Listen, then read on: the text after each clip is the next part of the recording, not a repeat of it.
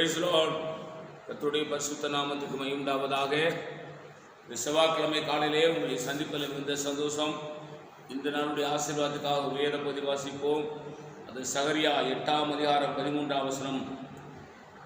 சம்பவிப்பது என்னவென்றால், யூதா வம்சத்தாரே, இஸ்ரவேல் வம்சத்தாரே, நீங்கள் புறஜாதிகளுக்குள்ளே சாபமாக இருந்தது போலவே ஆசீர்வாதமாக இருக்கும்படி நான் உங்களை ரட்சிப்பேன்.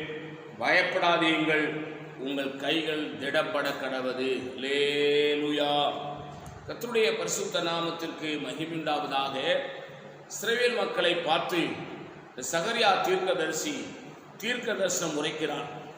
தேவன் தம்முடைய ஜனம் சாபமாக இருப்பது, ஆசீர்வாதமாக இருப்பது அவருக்கு பிரியமில்லை. இப்போ என்ன சொல்றாரு? இஸ்ரவேல் வம்சத்தாரே கேளுங்கள், நீங்கள் புறஜாதிகளுக்குள்ளே சாபமாக இருந்தது போல நீங்கள் ஆசீர்வாதமாக இருக்கும்படி நான் உங்களை ரட்சித்தேன். ரட்சிக்கப்படாததுக்கு முன்னாடி புறஜாதிகளாய் நீங்களும் நானும் இருந்தோம். இயேசுவை அறியாமல் இருந்தோம், இயேசுவை தெரிந்து கொள்ளாமல் இருந்தோம், பாவத்திலே கிடந்தோம், சாபத்திலே கிடந்தோம், வியாதியிலே கிடந்தோம், துன்பத்திலே கிடந்தோம், சடகாச்சாரத்திலே கிடந்தோம்.